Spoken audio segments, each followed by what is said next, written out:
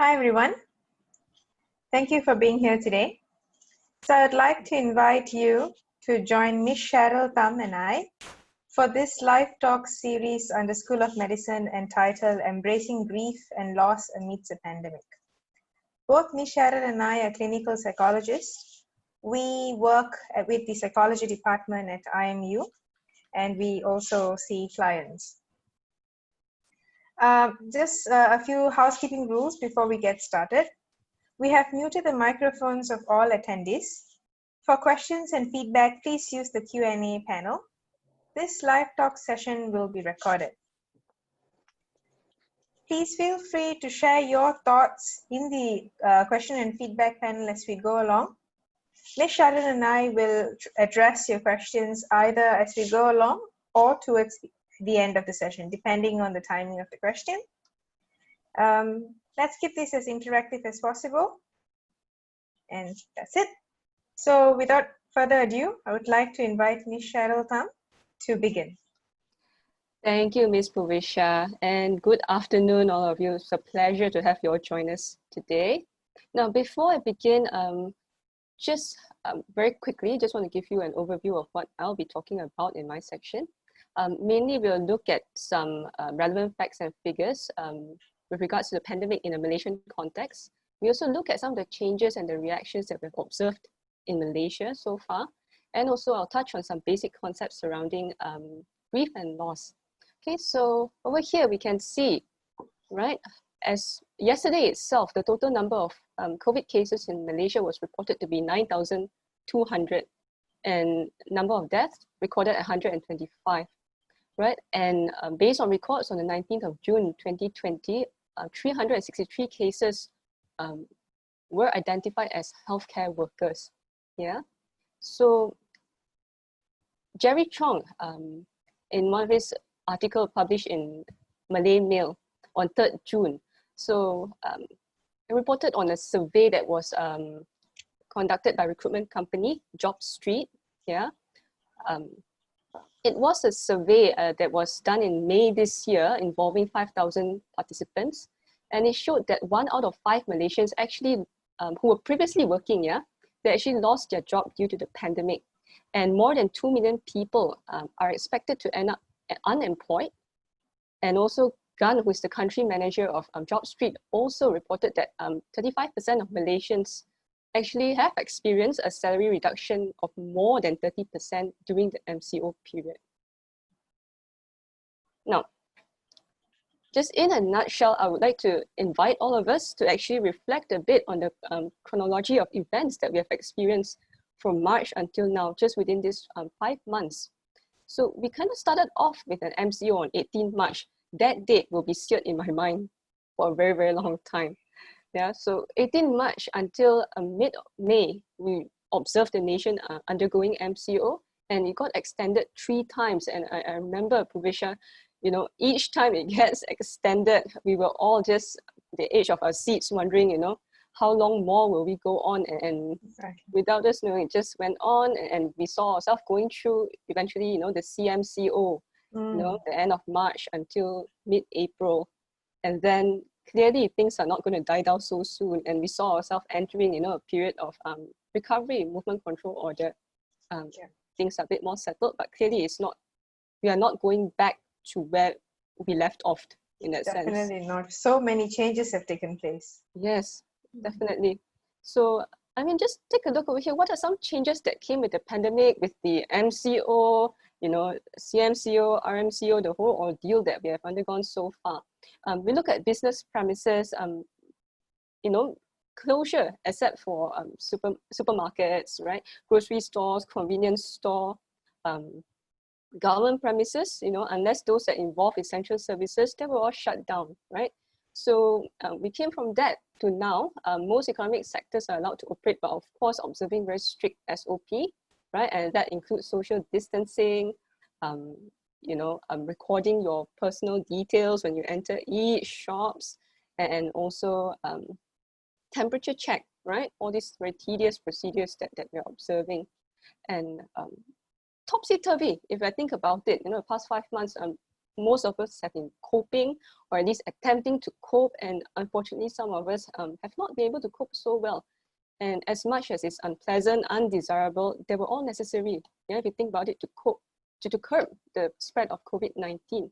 So not just business premises, government or private sectors, we also see huge impact on social cultural activities, right? So clearly we started off with no mass gathering. We were all keeping up with our family members and friends through technology, you know, and I remember just yesterday itself, I was at IMU's open day and we're just catching up, you know, so happy to meet our colleagues, and we're all saying, my gosh, nowadays you really need to keep up, you know, there's emails, then WhatsApp. Well, of course, all these things were in place before this, but now that we're all going online, there's Microsoft Teams, and you just need to keep up with notifications that are coming left, right, center, right? So we came from that. I mean, we still are in that state.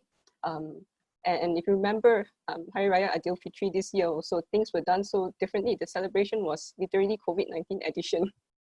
Yeah. And from that to now, well, large gatherings are still not permitted.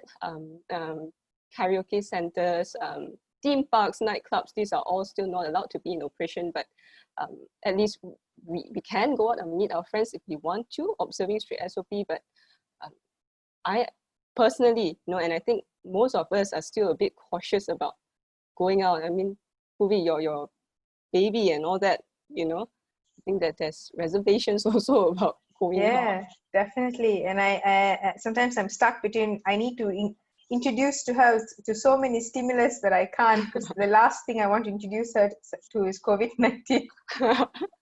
Yes, most definitely. So I mean, it's still a learning process for all of us. Still adjusting along the way, right? And then we think about it, tourists and visitors, foreign visitors, still restricted from entering the country. We are not allowed to, you know, go abroad, and we don't know. I don't know where I'm going to get to travel again, right? And then we think about religious activities.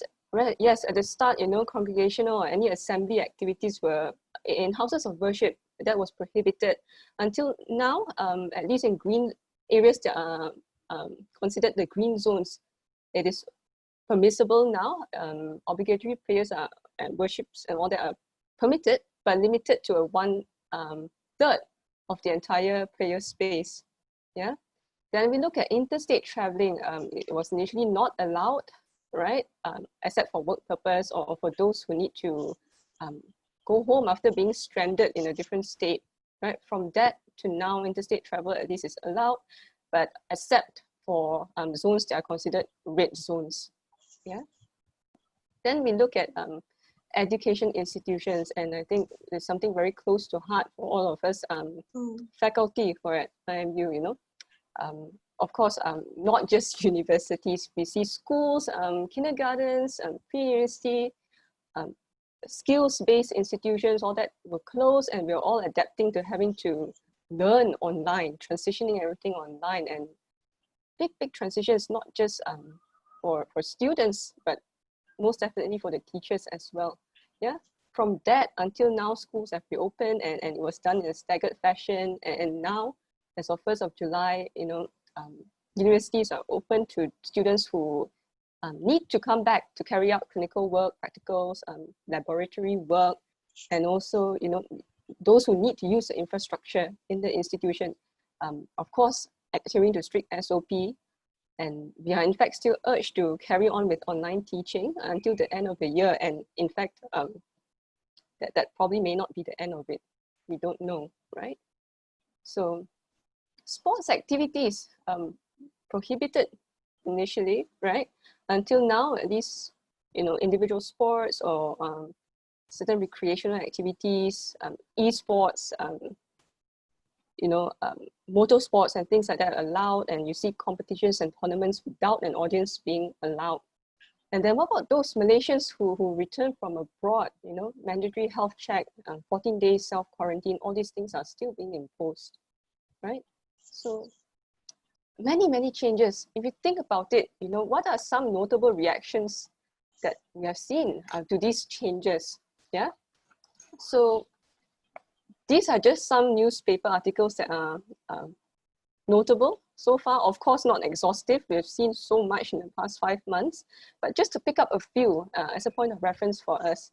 So initially on 19th March, if you guys remember, started with the suspension of all teaching and learning activities, and including e-learn, right? And this was imposed across public and private institutions, and it really stirred up mass dissatisfaction. So many people were concerned, right? Does it mean that my studies come to a halt at the moment? You know, do my semesters get extended? Do I get to graduate on time? Should I stay? Should I go home? You know, if there's no, especially our foreign students or those who are not from KL itself, right? We had students coming and saying that, hey, you know, if we are not going to be taught, we don't know what the situation is like. My parents are really concerned about my well-being, my safety, they prefer for me to be around them. So a lot of ambiguity that we dealt with. And I can never forget that season, Cheryl, because the amount of emails that came in from students, WhatsApp messages from students, just being so overwhelmed and so confused with how things are going to look like moving forward. Oh, of course, it was a nightmare. It was, and at the same time, it was also us doing our due diligence. We understand perfectly where they came from. I mean, as adults, we are dealing, as you know, their mentors, we are dealing with all these difficulties ourselves. If you remember assessments that we had to reconstruct, transitioning from, you know, closed book exams to, you know, areas that are unfamiliar to us, going to higher order thinking questions, open book exams, all these things, massive transition. Yeah, I'll never forget that, most definitely. Right, so we went from that, and also you know, there were issues about new ways to learn how funerals are carried out differently, how COVID-19 has changed funerals in Malaysia, and this was something. Of course, the news article covered on what the Nirvana Memorial Center, one of our biggest death care service in Malaysia, which actually talked about how, you know, things are done very differently. Because of COVID-19, they have only like 4 to 6 people at a venue at a given time. And unlike our usual custom of people staying around and supporting or being there for people who are grieving or mourning dear ones who have passed away, they're only allowed to stay for a short period. You know, there's no refreshments. You know, if for most, I mean, I can speak for the Chinese custom, it's very common for us to sit around and really accompany those who are mourning, and there's food being served. All that were not allowed. So people come without refreshments, they come and they go. And it was also close to heart for me because I lost my maternal grandfather middle of May this year. And I remember very clearly how my sister and I, we went to the police station. At that time, you need to get an interstate travel permit, right? But unfortunately, we couldn't be granted because grandfather is still considered a distant family member. So we had to just kind of went through the funeral in our head, so to speak. You know, it was a hard time, but of course, I'm really sorry to hear about a grandfather, but it certainly sounds like not a easy place to be at that point, because we're so used in our own customs to go back and support the family members or close relatives going through the mourning together. This is definitely not an easy phase. Of course, tough, you know, and also as a granddaughter, you know, their concerns. It's definitely not in line with my family values. Right? But at the same time, family members were understanding, and colleagues around were also very supportive. But I had to deal with it just the way it is, you know. So that's one.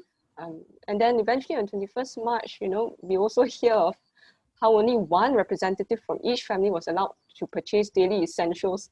And if you remember, Puvessha, and the rest of you also, I think there were stories about how you see men sometimes in the grocery stores looking a bit lost, holding a list of things to purchase and then spending a long time on the telephone. And, you know, you can kind of draw your conclusions about what was going on. Do you remember how Tesco came up with chicken sizes and parts and what are the names for it, because husbands didn't know the difference between thighs and drumstick and whatnot? I know, massive transition. I mean, not to discriminate against certain gender or whatnot. I'm sure there are men who are also very capable, of course. Yeah, personally far more competent in this department than I am. But generally, if you abide by our traditional, you know, socially prescribed gender roles, it's still more common for females to be taking care of things like that. right? So that's one also. And then eventually when we came to 27th March, this particular article from Malaysia Kini that also stood out to me, silent cries, fear mounts over like this spike in domestic abuse. So there are all these women's rights group, right, that have kind of warned against the likely increase of cases of abuse. Look, it was necessary to have the whole stay at home and self-quarantine, but what is happening to cases where victims, where women, for example, who have people at home as abusers, right? The situation was certainly not favorable for them, and it only, increases the likelihood of this kind of situations, happening at home, and victims are just kind of trapped at home with their abusers. So that was one huge area of concern, and I think among my circle of peers also in the mental health profession, a lot of us came out to talk about it also, what are some things to be more aware of, and how can we help prevent cases like that, right? And then here came another one on the 1st April 2020. So there was advice issued from the Women and Family Development Ministry through one of their posters, right? If you all remember the This was a good one. Doraemon poster, yes. And the intention was to promote household happiness, right? With the whole idea of couples being stuck at home, and it was supposed to urge women to not, nag their husbands so much in partaking in household chores, and they should, speak in a voice that mimics Doraemon, the Japanese cartoon character. I think the ideology, like the goal was good, like they had good intentions. It's just the way it came out just didn't really suit with a lot of women in Malaysia. It did not sit too well. I mean, there were different kind of reactions, right? We went from observing memes that were just flooding across social media, and then, you hear of these things going through WhatsApp messages and all that, people who are netizens who are, didn't receive it too well, right? And eventually, if I remember correctly, the ministry has then issued an apology and took down the poster that was deemed to be offending, right? But that was also another one worth noting. Then came, 10th of August, of course, there's a lot of things that happened somewhere in between, but this was also 222 arrested for violating RMCO rules. So some of the violations included nightclub, pub activities, being in crowded places without observing social distancing, and violations of home quarantine procedures, things like that, yeah. And then, of course, on the 21st of July, there's also concerns about mental health issues rising during Malaysia's partial shutdown. So this article also talked about how the coronavirus pandemic is kind of taking a toll on the country's mental health with the rising number of suicide and all that. So from March 18 until June 9th, if I remember correctly, so nationwide, the number of suicide cases were noted to be at 78, right? And if they compare this amount to the same period the year before, we had 64. So there was an increase in the suicide cases observed.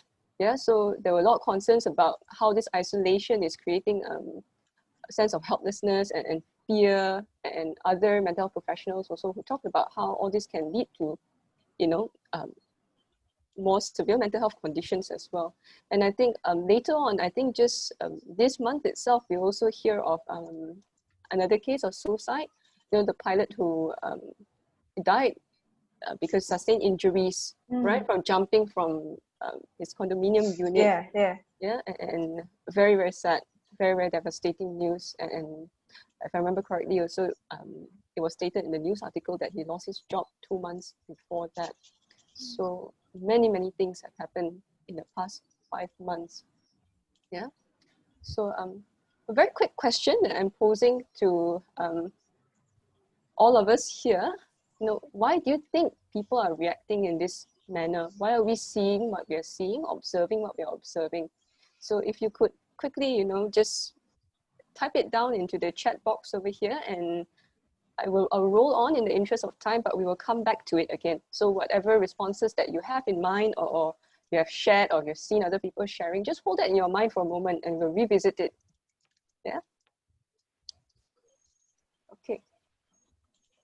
So just at a glance, what are all these changes and what have we encountered during this COVID-19, and what are these kind of, if I were to psychobabble about it and speak in a more psychological language, what are these losses that we have been observing, right? So if we go back to, if we were to go back to literatures on grief, right? We talk about there being two different types of losses, yeah? Primary losses and also secondary losses. So what are the differences? Essentially, primary loss are associated with usually death, right? Significant events, death, major life changes. So I think what is very relevant to the pandemic situation right now, of course, death, right? Lives that we have lost because of the virus. And came with that, we just talked about it at the start of this session, job loss. And then loss of freedom, loss of a sense of autonomy, people working or studying from home, and a lot of people talk about feeling cooped up at home, right? Having to social distance, and even if you come out, now we are allowed to be out, there's mandatory health safety measures, having to wear the mask, having to, sanitize very frequently, and that's not our way of life before this. Not at all. Yes. We've got to urge people to wash hands before eating. This is like 10 steps in between before that, Oh yeah, most definitely. Even I catch myself, I tend to be a bit more of a, if you, well, you guys know me, those of you who know me, a bit of a hygiene freak. And sometimes I catch myself, oh, how come you don't sanitize, man? Come on. I have to be a bit more mindful about this, right? So these are the changes we've been adapting. And so that's primary loss. We also talk about secondary losses. So what are these secondary losses? We say usually secondary losses are consequences of primary losses, right? And we say oftentimes it can be a bit more insidious in the sense that it gets overlooked more easily, right? Because they can be quite concealed, quite covert in that sense. But if you don't detect it early on, it may emerge as a more significant issue later on in the grief process, right? So for example, right, if you look at death itself, we don't just lose the person that is dear to us, right? Think of it in the context of losing a spouse, for example. What were the roles that this spouse played in your life, right? And the losses, the vacuum that the person grieving experiences is across all these areas. So, for example, losing a spouse would mean losing companionship, losing sexual intimacy. For example, if it's a woman losing a husband, think of the other roles that he plays as well in the family. Perhaps a father, right? Perhaps also a caretaker for someone elderly in the family, a sole breadwinner, right? So all these things are lost together with the loss of the person. Yeah, so it's a lot more complicated than that. Then, of course, we also have comes with job loss, right? As a primary loss, we also have secondary losses, financial security, independence. I used to pay for my own rent, pay for my other utilities, and now I have to start depending on someone else to help me through, to get through my days and to fork up those bills. And I used to have access to healthcare. I could easily access a private healthcare center, and with the job loss, I may not have access to that anymore. And my sense of future, perhaps there are thoughts of starting a family or furthering one's education. All these things can be taken away with the job loss as well. Yeah. Then we look at loss of freedom also. How does that impact on quality of relationship? As much as we say we keep in touch through other means, right? WhatsApp, we get on Zoom, we get on Microsoft Teams to catch up with our friends, but quality, what's the quality of interaction over there? Yeah, so relationships, creation, the sense of support, somehow is very different, right? Doing things virtually rather than being there face to face with the person, right? And it has an impact on emotional and physical intimacy as well. And we don't know. I mean, among mental health professionals also, we are talking about it. Are we going to expect an increase in dissolution of intimate relationships, marriage, at the end of this all? We do not yet know, and we just have to wait and see at the moment. right? But while we wait and see, I think there's a role that we play as well in helping the situation. Right. So I'm moving in to the nature of grief. So loss, of course, comes with grief reactions, right? But what exactly is grief? By definition, we say it's an unavoidable and multidimensional experience for people who experience loss. So what do we mean by that? So when people are grieving, right, there's a unique meeting, right, of different responses, whether it is the way that we are thinking, the way we feel about certain things, our behavior, physically, you know, sometimes people who grieve do see themselves going through a period where their physical health deteriorate, and spirituality, right? There are sometimes there are changes in the way people understand their existence, or the existence of a higher power altogether. And I think what is worth noting is during this pandemic, we are essentially experiencing a loss of normal structure. All those stuff we talked about earlier, you know, all these changes, you know, the MCO, CMCO, RMCO, and all these kind of reactions that we've seen is in a way a journey of adaptation to the new normal, right? Yeah. Not an easy process, most definitely, right? And we also look at the types of grief during this pandemic that are notable in literatures as well. So first we talk about anticipatory grief, right? So basically when we say anticipatory grief, we are looking at the kind of mourning that happens when people lose something in a way that is expected, so to speak, right? The loss is impending and you kind of see it coming. So I think in the context of what we're going through right now, if you think of frontline healthcare workers, right? The surge of death is distressing. They watch patients' condition deteriorate, right? And that can be a very painful experience. And even sometimes the decision to discontinue mechanical ventilation, right? And how about family members of people with complications, with the COVID-19 complications, right? They kind of see the person deteriorating and also bearing that knowledge that they are not there to accompany them in their last moments. Yeah. So I think that creates a unique grief response that's anticipatory in nature. Now, what is another type of grief that personally I think is very important for us to be aware of is a disenfranchised grief, right? So a disenfranchised grief is a kind of grief and mourning that a lot of times society in general and the people that are immediate in the griever's social circle may not immediately recognize as legitimate, so to speak. So what do we mean by that? You know, for example, someone who is suffering for a long time and they think that, you know, they may get relief by dying. So talking about it in terms of, you know, I've been suffering for so long, I think heaven is a better place, for example, right? Or an elderly person who passed away, for example, and people are saying, you know, during the funeral, sometimes you can hear things like that. Sometimes there's also a social cultural background to it. You know, people say things like, oh, we've lived, he's 90, he's lived a long and prosperous life. And you should be celebrating this death rather than crying or weeping or feeling sad over it, right? But as we say that, you know, what is the experience like for the people who are actually grieving? You know, what kind of impact does it have? And you know, as we are preparing this version, remember we were talking about the case of some elderly people. Oh, yes. Yeah, during the pandemic, who actually say, you know, they give up the ventilator and say that you give it to someone younger. Actually, that's so difficult for the family, isn't it? Because Yeah. this is like the own personal choice, but the family may have a different opinion altogether because I don't think they might be ready to let go of their own family member, isn't it? Right.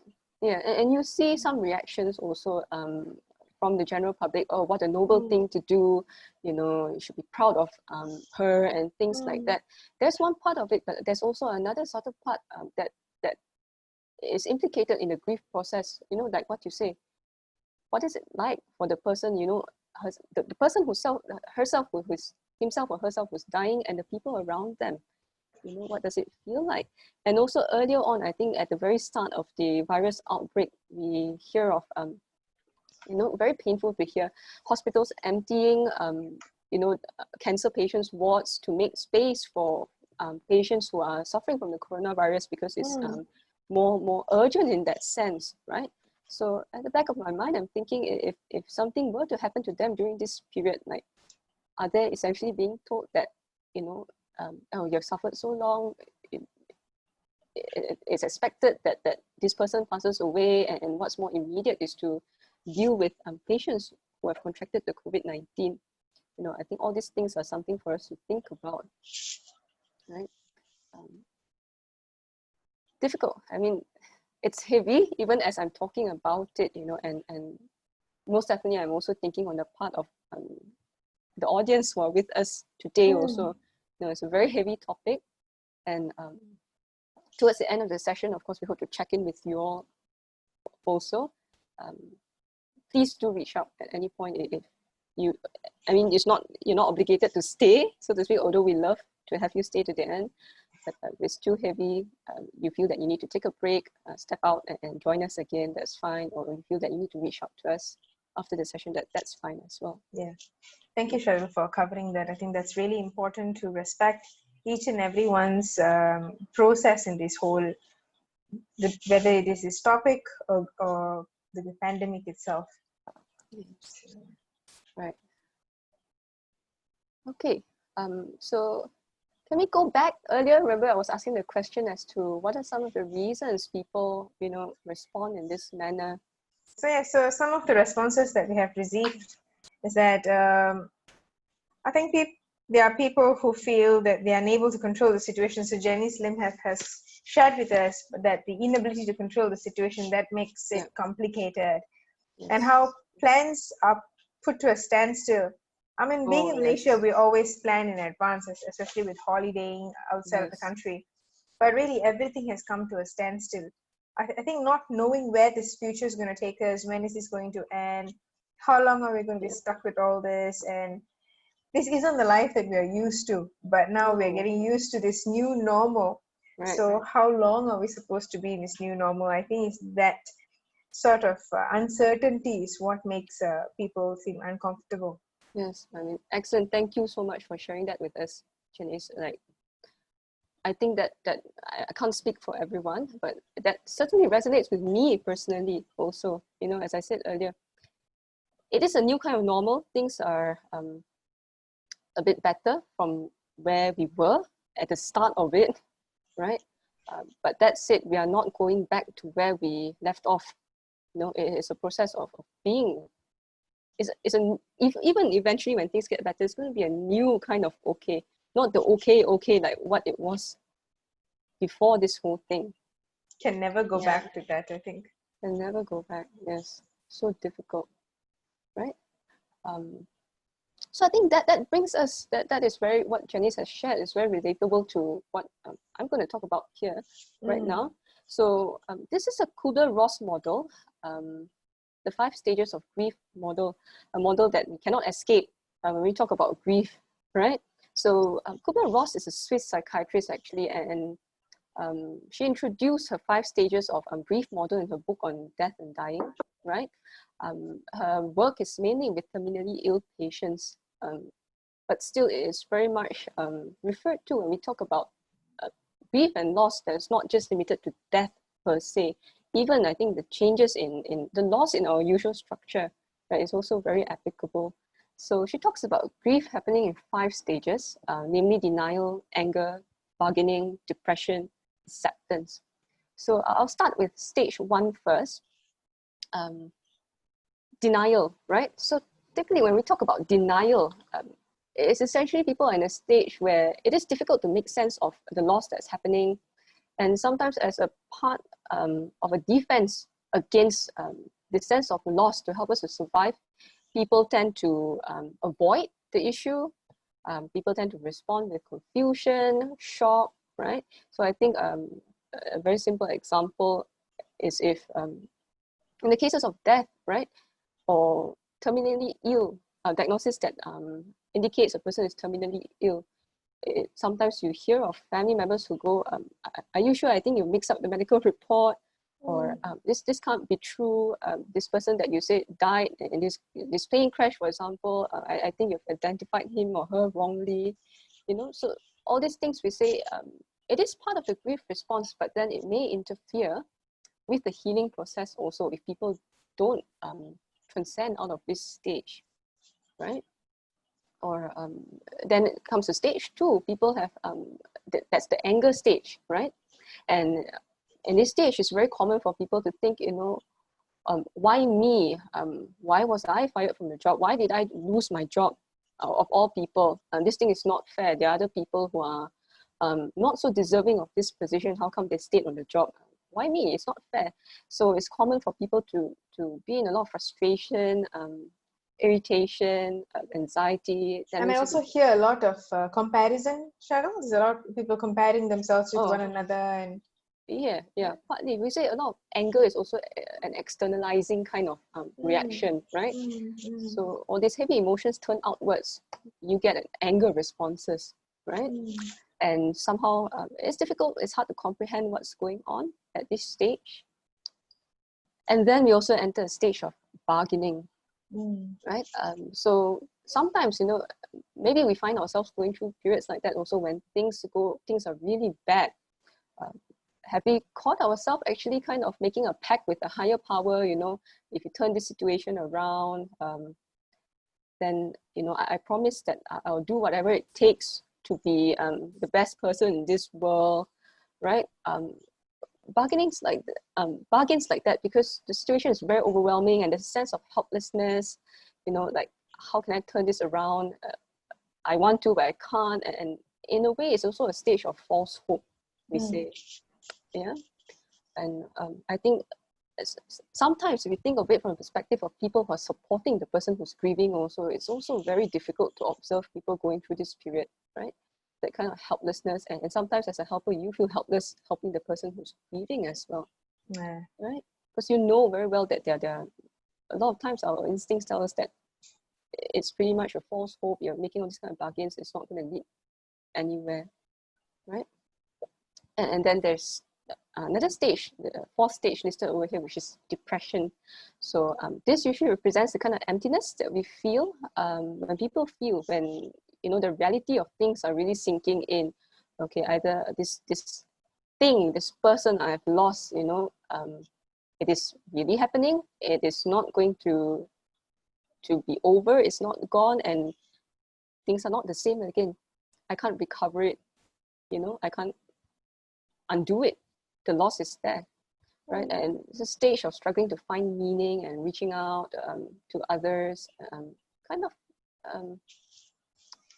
experiencing that kind of emptiness. Yeah. And then stage 5 would be the acceptance stage. So this is a stage where people explore options, you know, coming to terms, so to speak, re-entering reality, acknowledging that, you know, this is a new reality. Things are not going back to where it was, and yet we are going to move on from there. Okay. So at the start of, as I'm talking, I have memories of the time when I was a psychology student myself. I think it was first year of psychology in my undergraduate.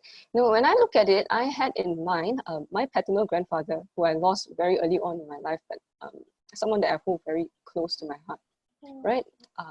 This was my father's side, not the one who passed away more recently.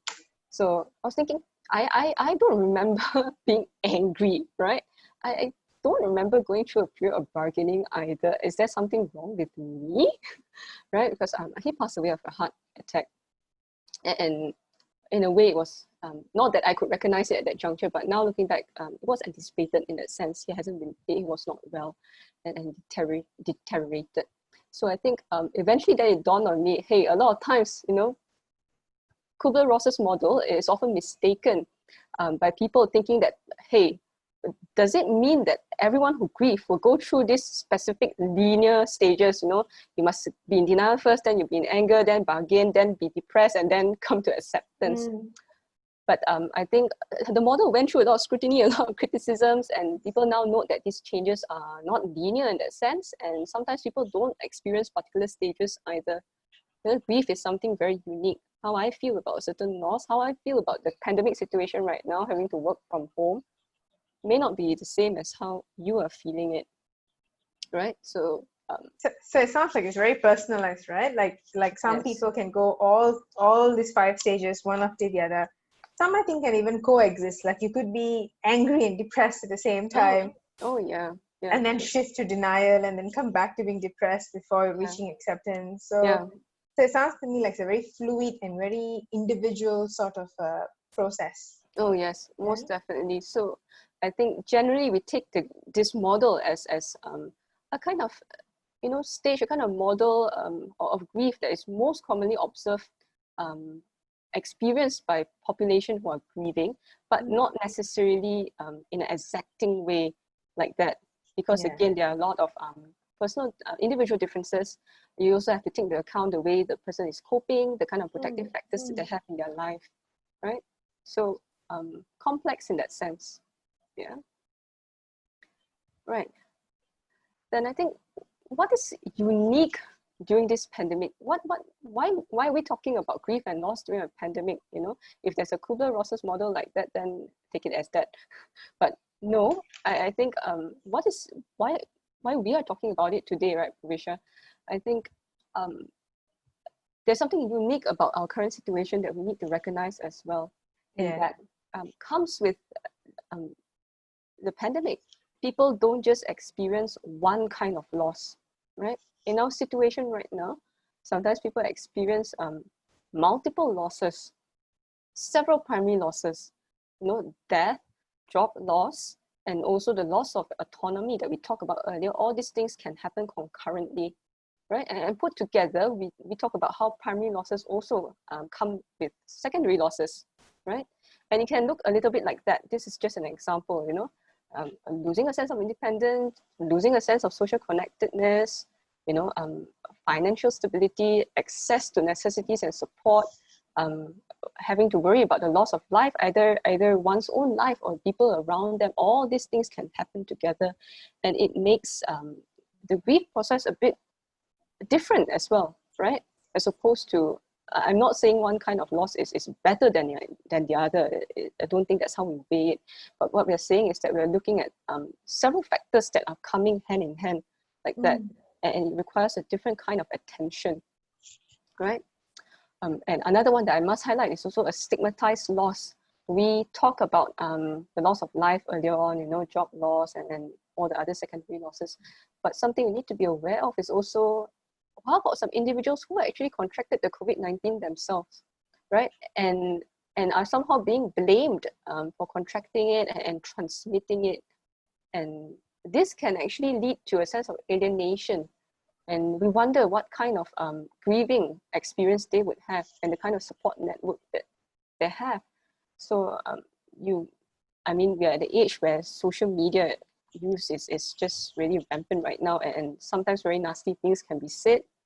And I wonder at the back of my mind also, like, how does that impact on the person's learning, grieving? I mean, as human beings, I think, you know, that feeling of guilt can come in, right? I think it gets very complicated. Yeah. Now, something for us to be aware of is also what we call, what mental health professionals call a prolonged grief, right? So prolonged grief is a bit more complicated than our regular grief, in the sense that it's a debilitating and protracted grief response. So we say prolonged grief usually happens when there's a disruption in the normal grief reaction. So if you go back to the Kubler-Ross model, so there are disruptions over there where people can't transition through the learning experience so smoothly, right? And this places people at what we call a risk of a prolonged grief disorder, right? And usually it's characterized by, very distressing, disabling yearning for the deceased, or a preoccupation with the person that we have lost. And this is usually accompanied by a host of other emotional reactions, whether it's anger, guilt, or other kind of symptoms that indicate this intense emotional pain that they're experiencing. And it can happen at least up to 6 months, right, following the loss. So there are literature that also point to the likelihood of this happening during this pandemic as well. And one of the two reasons cited is also high death rate. We also see secondary stressors, right? Severe social disruptions, and in a way it also mirrors past disasters like the Sichuan earthquake. Yeah, so you also see heightened levels of symptoms of prolonged grief in that population at that time. And secondly, also unanticipated death happened, and unfortunately, as we talked about earlier also, we also are robbed off in that sense of our traditional methods of grieving, the grieving rituals. And if we look at grief literature also, actually being able to say goodbye, attending the funeral, performing certain rituals, customs, all these things have got a very personal meaning to the person who's grieving, right? Actually viewing the burial of the body, being there, or receiving that physical social support. Sometimes when people pass away and you're at the loss of words, people just kind of put their hands over the griever's shoulders, and that has got a very personal meaning a lot of times. And all these things are taken away. People are not grieving in a way, people are not given the circumstances that just don't allow, it's not allowing it, right? And comes with that is increased risk of mental and physical well-being. Yeah. So that's where we are at the moment. Painful topic to think about, even for me to talk about, but this is what it is, and recognizing it is the first step, right? And right, the heavy, in a sense, the heaviness. How are we all doing? Participants, audience, just want to check in with you guys.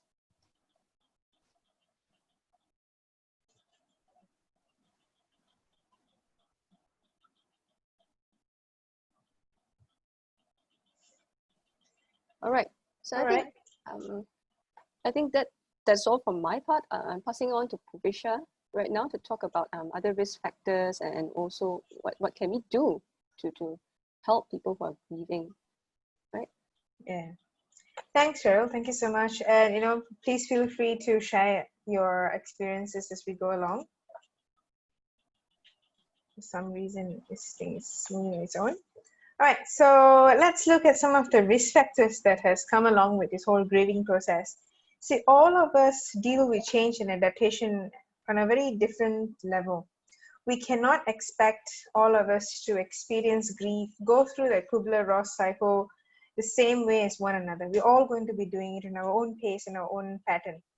Now, what sort of triggers that, or what moves that, is who we are even before the MCO. So sometimes before the MCO, what was our mental status like? Did we have to deal with certain mental health conditions? Were we anxious? Were we depressed? What's our personality type like? Are we type A, quite, achievements oriented, or are we more laid back like the type B? What was the kind of social support did we receive? Do we come in a well-connected community and society and friends, or are we usually quite reserved and quiet and we don't really communicate or connect with other people? All these factors and how we were before MCO would have played a huge role in helping us transition through each stage of the MCO, just like how Cheryl explained, from the MCO to the CMCO to the RMCO, how just our ability to transition from one phase to the other, these factors would have played a very important role. And of course, the other confounding factors and stressors, like what if you had children or elderly parents living with you throughout this process of MCO? What would it be like if you had someone who's sick, or maybe someone who's disabled, either physically or mentally? when you have this added stressors, it would have been quite difficult for an individual to transition through these various phases of the COVID-19 MCO stages in Malaysia. And having all that in mind is something that we should do. We should be well aware of what our risk factors are, what are some of the factors that may have added on to our stress and so on. Now, we need to understand the different signs and symptoms of grief. Now, only when we're able to identify them would we be able to understand where we are or what stage we are.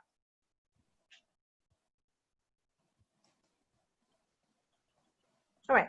So signs and symptoms of grief can be divided into 4 factors. You have the cognitive signs, the behavioral signs, the physical signs, and also the emotional signs. For some reason, this thing is changing on its own. Okay, bear with me. So some of the cognitive signs you realize when you go through grief is that you're unable to concentrate. You're constantly worrying, you're constantly feeling a lot of different thoughts are running in your mind, usually quite negative and positive. You're racing thoughts, and sometimes you could be indecisive of when you're asked to make certain decisions. And behaviorally, maybe you would have noticed, or someone would have highlighted to you that you're having lack of appetite, or there's excessive eating, or you're sleeping too much, sleeping too little, and even within the whole MCO, you are beginning to isolate yourself. You're not really connecting with anybody. Your friends are not able to reach you through WhatsApp or whatnot. And you also tend to engage in substance abuse, either through drinking alcohol, or smoking, or other forms of substances. This because you think that it's your way of coping. And Puvessha, as you're talking also, also reminded that some of the things that you're saying here are also some symptoms of depression and anxiety as well. So if people already have that mental health conditions, like existingly, how can grief actually complicate things? Yeah, grief is just going to add a whole different layer of symptoms on top of the pre-existing condition. And that's what makes the whole process of grief, or the whole process of adjusting to COVID-19 more difficult. What more a pre-existing condition, and now you have additional stuff into it. So it's not going to be easy at all. And I think what's important is to be able to recognize that it's not going to be easy. So some of the physical signs include headache, dizziness, you feel extremely lethargic, you either gain weight or you lose weight. There's a libido issue going on. For women, there are menstrual issues, sometimes unexplainable aches and pains in the body. This also shows that all the stress is taking a toll on your system. And emotionally, you may be overwhelmed, just unable to unwind, and you feel quite unstable. There's a lot of detachment, and you feel really weak. Like the motivation to just carry on and go through with things are just not in existence anymore. Now, when you notice the symptoms, this is when noticing symptoms is a whole first step of getting better, because you need to be aware of what's going on within yourself. So when you notice the symptoms, that this is an indication that you should reach out to somebody. So you should reach out to family and friends, just to share thoughts, just sometimes it's just nice to vent. When you vent, you clear your mind, and then you hear the other person vent or hear their perspective, and you realize, oh, I'm not alone in this. Okay, people are going through this together. So there's no sense of loneliness in this. And when you realize that actually these friends and family are not helping me, I need someone more professional. I need to really sit down and process my thoughts and emotions. And that's when you could always reach out to counselors and psychologists. Among that process is also a support group. There are many support groups available online these days, where people from various parts of the world come together to discuss about ways on handling COVID-19 or handling the pandemic, because this pandemic hasn't only affected Malaysia, but has affected the entire world. So we're all almost in the same pace or same environment, but we're just dealing with this very differently. So when this is about you recognizing your symptoms and seeking help. But let's say you are the person who has noticed those symptoms on another person, then it is your responsibility to reach out to that person. see, we cannot force that person to reach out to us. But if you notice, like, if, let's say, for example, if I notice one of my friends being really quiet and she's the kind of person who's usually buzzing me on WhatsApp, but it's been almost 2 weeks I haven't heard from her, it's only natural for me to buzz her and find out, hey, what's going on? Is everything okay with you? So keep that process going. If people are unable to approach you, you approach them. And this is something that I want to know. I genuinely want to know your perception of face-to-face therapy and online therapy.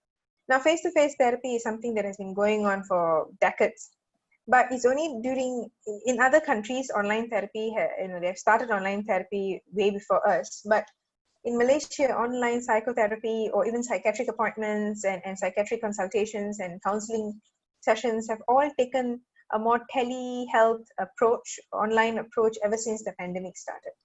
Because we wanted to make it more accessible to people within their own homes, and because people were quite afraid of coming out, they're quite anxious.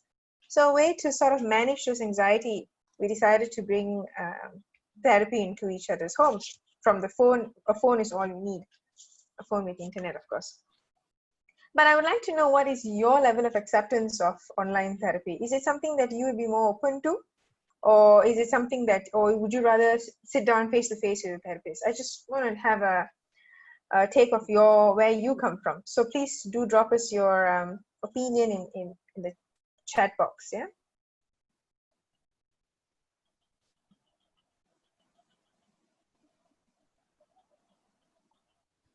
No, Puvessha, as we are waiting for our participants to type in, I think there was a question that was asked over here. Yeah. Okay, before I go there, Janice has responded, no issue with online therapy, okay with it. We also have another one from Kuhanisan who says fine with online consultation, right? I'm glad you guys find it fine. Online consultation is fine, because at least from the perspective of therapists, of course, we have that fear of whether they are, they have high risk of suicidal ideations or whatnot. And if so, how do we go about it? I mean, this is a common concern about us from our angle. But if you're looking at something like grief, or you're looking at mild to moderate depression or anxiety, online therapy has been identified to be equally effective, because there are no major risk or imminent risk or safety issues concerning the clients. So there are many researchers that have identified online therapy to be successful. So that is why those therapies have even started being used, especially now during the pandemic, where it doesn't allow people to go out, but people are struggling to be at home. I mean, maybe some of us don't realize it because we still have some family member at home, but a lot of them, they had to manage the entire pandemic on their own. People who didn't know how to cook had to figure out how to cook. Oh, yes, most definitely. I remember that just before the pandemic started, I had to go and, that's where this whole scare was, go and grab whatever you can from the supermarket, right? So yes. I remember leaving my 2-month-old baby with my mom, and I said, okay, look, I think I have to go and grab things because I don't know what's happening. So I went, and this lady in front of me had a whole cart of just instant noodles. When I looked at her cart, I was like, I know I couldn't help myself. I said, hey, are you going to be okay eating this? She's like, yeah, I don't know how to cook. And if all the restaurants are going to be closed, this is the only thing that's going to keep me alive. So yeah, so like completely instant noodles, canned tuna, canned food, and that was what was completely in her cart. And I understand from some of the friends who lived alone throughout this pandemic, it was very difficult for them. Even if they did not have any mental health issues, they began to develop a sense of loneliness. And that itself, triggered a lot of issues for them. I think that's something that we have to take it seriously, and having online therapy and the accessibility for therapy at that point of time was crucial for individuals as such.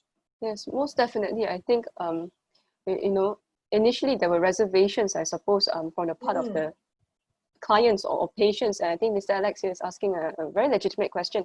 How about safety and security of online therapy? And I think he's also perhaps speaking the minds of some of the clients, that we see for therapy. You know, I've only ever been introduced to conventional ways of doing therapy. I go there, the client's file is pulled out and is handled over there, locked up safely. What about online? You know, are there concerns about, you know, other, you know, sometimes when you're using Skype or platforms like that, then we are also wondering, perhaps clients are also wondering, are we the only people in this chat room, or is this particular account accessible to everyone else in your organization or any other patient also? Sessions still confidential in that sense. And I think that's where, you know, organizations came up with a different set of SOPs with regards to online therapy. I mean, even IMU came up with their own newer versions of SOP with online teaching. So what more with online therapy? A lot tighter sort of security features were put into it. Consent forms were revised. A lot of different things took place in order to ensure the safety and security of the clients and the process of online therapy. I think a lot of training also for professionals, right? For example, the Malaysian Society of Clinical Psychology also came up with a lot of trainings, right? About moving psychotherapy online, how to handle cases of, you know, abuse, neglect during a pandemic. So we are also moving along with the clients. Definitely a large learning curve for this field altogether. Steep one, right? Because previously we had the option, do you want to do face-to-face, do you want to do online? And I think the default answer, both parts, from the professional and also the client, I think, at least in my experience, is that, okay, face-to-face is preferred. You know, somehow there's a different feel to it when you see someone face-to-face than doing it virtually, right? But do you remember some of our own colleagues explaining to us how when towards the end of the CMCO, they went back to work for face-to-face therapy and clients came with masks. It was so difficult to read facial expressions or to really understand the emotions, because then it was very less of body language and facial expressions and had a lot to do with vocabulary and semantics of things. So that was a different ballgame altogether. I think Janice here is also highlighting something, we're moving towards online kind of platforms, right? And it depends on the platform to be used. So I think it's definitely a very important point, Janice, because larger organizations in that short period of time were able to purchase online sort of platforms that are more stable for therapy. So this may be a new thing for us in Malaysia, but as far as I am concerned, from my own knowledge, online therapy is something that has been in the picture in Australia for more than 10 years, given the accessibility of for people. Like people from different suburbs were not able to come to the main city area for therapy. So online platforms were very openly used and widely accepted. And I realized that some of those platforms were begun to be purchased and used in Malaysia. So that was a very important step for all of us as well. So without further ado, I'm just going to jump into coping mechanisms and come back to this lovely discussion in a bit. So these are some coping mechanisms that we can, of course, follow on a day-to-day basis. These are general tips for everyone to follow, regardless or not whether you're having a certain mental health condition or a grief that is leading towards a disorder, but rather anyone and everyone could do it, okay, which is to eat and drink mindfully.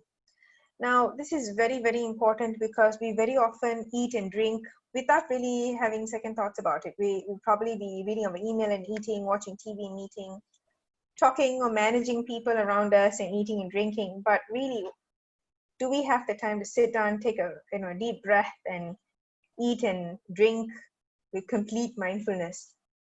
The other is exercise regularly. This really helps. And of course, this took a toll during the MCO as well. People who were comfortable, who were pro-exercise had a lot of difficulties going to the gym. Then they had to start exercising at home, but had no tools or equipments for it. Then they had to start walking around their condominiums or housing areas, which then became an issue as well, where they were stopped by police, stopped by guards and said, no, go back to your house. Don't simply walk around. So then they became more homebound. And how much really can you exercise at home? So all these YouTube videos of home-based exercises became more popular around this time. So what's really important is that some people were able to adapt very quickly and some people could not. And again, there is no harm in that. I mean, some of us are quite adaptable and some of us are not. But what's really important is to be aware of where we stand and what the direction we want to be taking moving forward. Something that we can do on a day-to-day and that's really important is a relaxation technique. You know, it could be from deep breathing exercise to certain visual imagery exercises and whatnot. These exercises are very, very important for us to unwind and be true to ourselves from moment to moment. So we'll go through a form of relaxation exercise later. And what's again important is to set realistic goals and expectations. So we are all creatures of achievement. We want to achieve something. We want to be perfect. We want to make sure that we achieve a lot of things in life. We have a lot of goals, a lot of dreams. What's really important is whether or not these goals and dreams are realistic. Can we actually achieve this goal in this said time, given the pandemic? So I think it's really important for us to go back and revise some of our goals and some of our expectations, because like you clearly pointed out earlier, Cheryl, nothing is the same anymore. So why should our goals and expectations remain the same? It should also, sort of move with us. So it's really important for us to sit back and relook at those things. It calls for flexibility and fluidity in the way that we are doing things also. Definitely. This whole pandemic has taught us nothing but flexibility. Yeah. Dealing with it for sure. I mean, had we been so rigid with the way we have lived all this while, we wouldn't have survived the pandemic, given that most of us have, may not have survived it happily, but we have, sort of paced through this strongly. Has a lot to say with our ability to be flexible to a certain degree. Yes. And what's really important is to also assert yourself. I mean, when you cannot, you have to voice out and say you can't. Of course, not aggressively, but as subtly and as logically as possible. It is really good to share your thoughts so that the other party is well aware of what you can and cannot do. Sometimes the other party does not even realize when they ask you. It's just like a quick question, hey, can you do this? And if you say yes, then they're like, oh, cool. But if you say no, it forces both parties to stop and think and discuss about it, which is again not a bad idea at this point of time. But also culturally, sometimes also there are reservations about speaking up in that sense, right? But a kind of mindset that we will need to change also. Definitely. I mean, if we keep quiet, then we just have more things to deal with that is not realistic again. So what is realistic, and really talk about it. That is the one possible way of moving forward. Yeah. And also important to prioritize issues. I mean, we have a lot of things that I remember that during the 2 weeks of MCO, where for some of us, our classes continued, but for some other professions, it was all stopped. And then 2 weeks later, they had to pick it up and run with it as if nothing had happened. And it was very difficult for some of them because there were a lot of issues that had piled up by then. So, in those times, people had to prioritize. People had to look at, okay, which one has to go first? Which one can wait? Which one is already too late? You really had to sort of prioritize and move forward. Pick your battles. For lack of a better way to put it. Exactly. And also refrain yourself from maladaptive coping strategies. I mean, I know many of us turn to things that may not be very helpful, whether it is smoking, vaping, drinking, or any other forms of coping mechanisms that are not helpful. I mean, just think about, say, coping mechanisms are supposed to help you cope, not add problems. So, if you think that they are adding problems or they're making life a little bit more complicated, then maybe that's not really working for you. And finally, what the important thing is to have a healthy self-esteem. Do not compete with anybody else but yourself. The only person in this world in which you can compete is with yourself. So if you're a better person today than you were yesterday, you're already a winner. And that's what it has to do with all this. Yeah. Now I'm going to go deeper end of grief and say that, if you are dealing with some form of grief and you are grieving through a process from this pandemic, it's really important for you to acknowledge it. Acknowledge that you're grieving. Acknowledge the pain. See, if you don't acknowledge and if you put on a facade, you're not going to be able to receive the kind of help that you would need. So being true to yourself is the first thing and the most important step in dealing with grief. Next is to accept that grief can trigger many different types of emotions that you never knew you had as well. And like, we discussed earlier, grief for me may be so different from grief for you. I know I could be grieving in a different way and you could be grieving in a different way. And I think what's really important is to acknowledge your own grieving style and don't try to compare it with another person. Yes, I think that just interferes with the healing process when we do that. Because you're not true to yourself. So, you can't treat something when you are sort of pulling a fake one, So only when you're true to yourself, you'll be able to target the exact situation and condition and get treated. Now that we are in the RMCO, we can actually seek face-to-face support.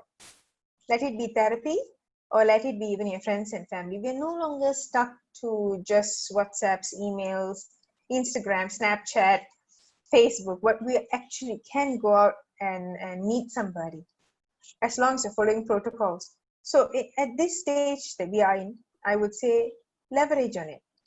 As long as you're following the protocols, please leverage on the fact that you can meet someone face to face, because that's going to help you so much than you can ever imagine. Because we are social beings, we are used to connections.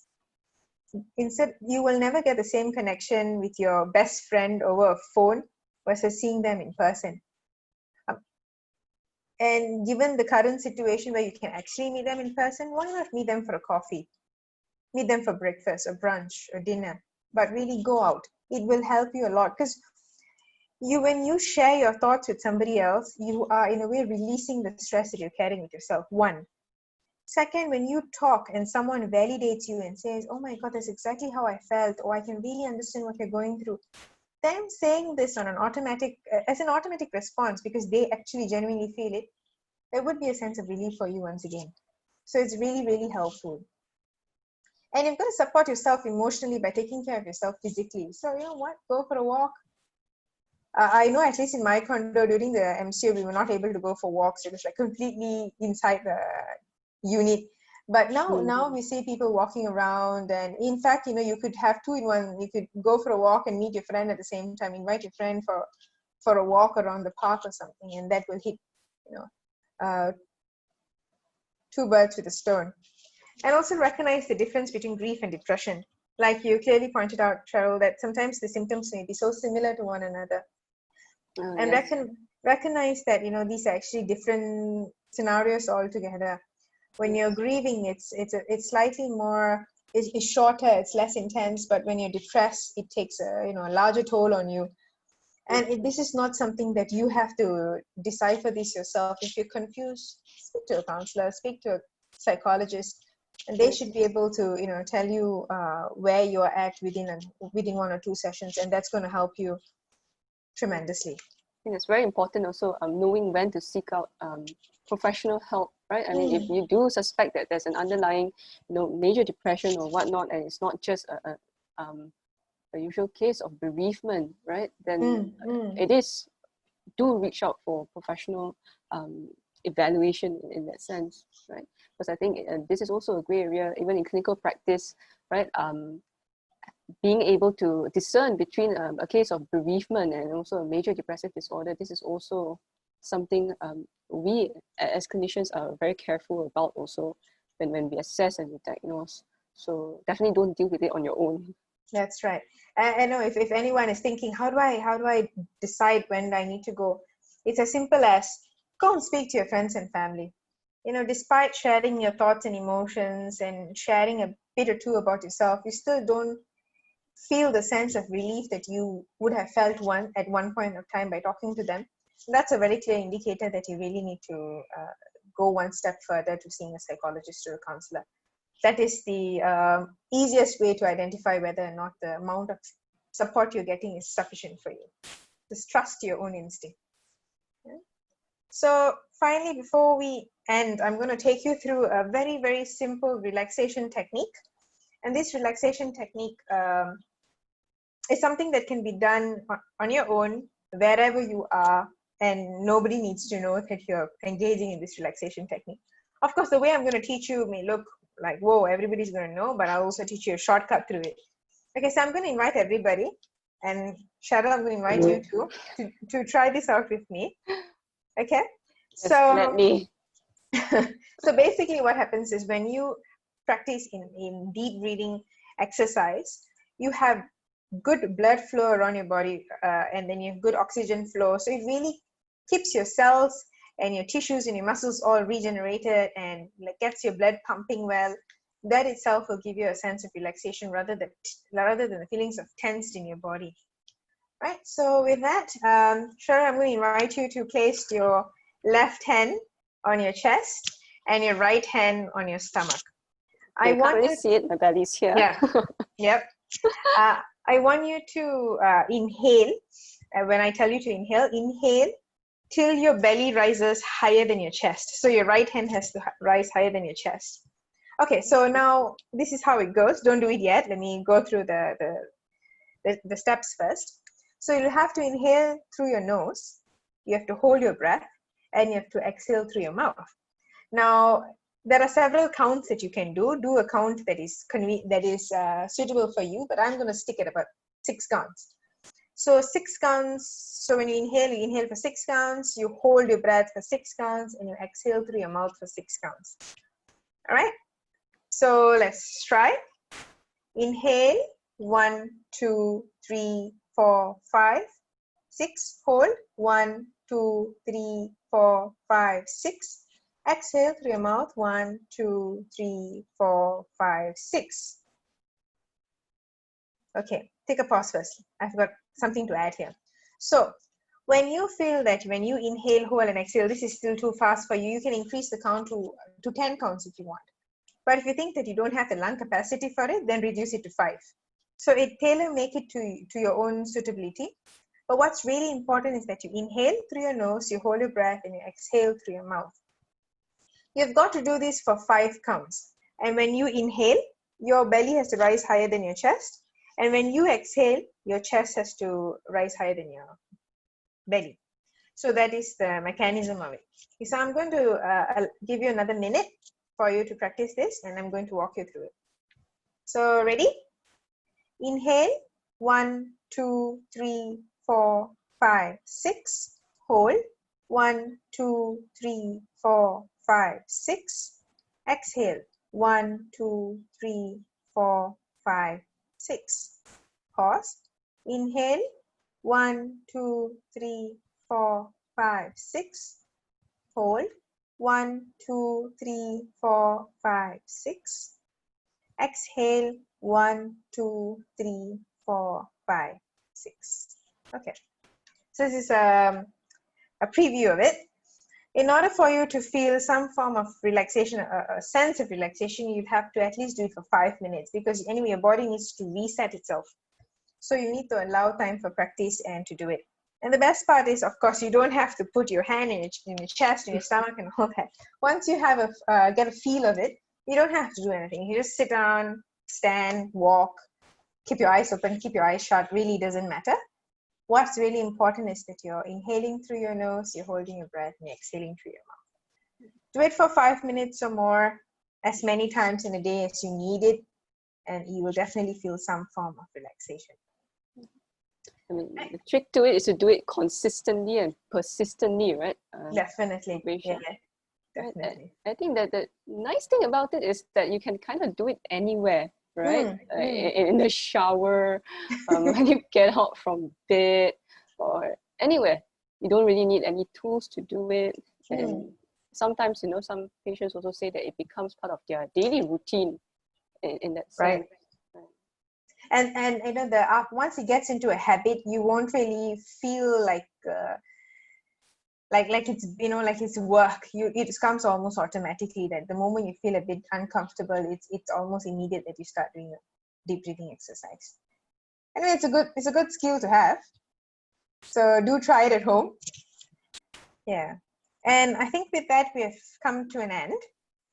So let's try to answer some questions and also wrap up. Right. So there was one question earlier, Puvessha, by Dr. Daisy. Yeah. Dr. Daisy is asking, what could be perhaps the most effective coping mechanism on grief at this pandemic situation? Do we identify one particular type of coping mechanism that is deemed to be most effective in that sense? I don't think it's, this is my opinion, but please, Cheryl, feel free to share your thoughts. I don't think there's one coping mechanism that's going to fit everyone. We're all different creatures, we're wired differently. But I think what's really important is to be true to ourselves and, you know, try things out and reflect back whether it's working for you. But definitely along the way of connecting with others, because the one thing that the pandemic has done to us is really put us all under individual roofs, and that is not something that we are used to. We being social beings, we're so used to connecting with each other physically, you know, in person and whatnot, but this is really pushing us into isolation. And the only way to ensure that we are not really going through isolation is to try to connect with people, as many people as possible. I think that's the key to it, in my opinion. But if you have anything, please do share. I think the way I see it, you know, like grief and also any other mental health condition, when we understand people's struggles like that, people's difficulties, we think of it from what we say a biological, biopsychosocial, spiritual model also, which comes to say that many times conditions like that, including grief, they are multifaceted, right? And we need to take into consideration like what, and this will vary from person to person, what are the triggers to their grief, right? And what are some of the factors that are maintaining it, right? And also what are the protective factors that the person have in their life. And many times it's a combination of all these factors for us to actually come up with something that is sustainable, something that is effective, efficacious for the client also, right? But I think given the pandemic situation, a bit like similar to what Puvessha was saying also, I think if you look at the nature of it, the changes that we have undergone, we talk about, I think one of it is also that kind of the social factor that has changed tremendously for us also. And if we can find some ways to normalize, of course, it will not be like the time before the pandemic, but if we can find some kind of a new normal in that aspect, it may be a good starting point for us. But again, complex, so it's not just the only thing. A lot of times you need to put together several factors and whatever that Puvessha talked about, you know, eat regularly, exercise, that takes care of perhaps the more biological side of things, and then, you know, reach out for help, the social side of things, and then those who tend to think a lot, right, they get trapped in their own head, so to speak, when they go through difficulties. Would that help if you talk to people that you can confide in? So put together all these things to find a solution that is effective for you. Definitely. And I think it's about time to wrap up, but just before we wrap up, I'm just going to let's address Mr. Alex's question on whether there's any suggestions to look for qualified psychologist or counselor. I think a good way is to go back to the different Lembaga counsel, go back to the Lembaga counselor and check with them on the credibility of this person, or go to the Malaysian Society of Clinical Psychologists. But what's most important, I think, by looking at a qualification, if this needs to come out a lot more, but they need to have a master's or a PhD to become a qualified psychologist or counselor. And look at the credibility. Do Google them up to see if there's, you know, any information about them. Do ask some friends and family around. I think that's one way to go about it. And, you know, if you're already, if you have friends in the field, do ask them, and they should be able to give you a heads up. Cheryl, do you have anything to add? Not from my end. Okay, I think with that we can. Any last questions, or can we wrap this up? Because and thank you so much for sticking around with us. I know we have gone slightly, not slightly, but a bit past the allocated time. Yes, I think very important questions have been asked so far. Yeah. Thank you for being with us. So thank you so much, everybody. Thank you so much for this opportunity for us to share. And yeah, thank you. Thank you.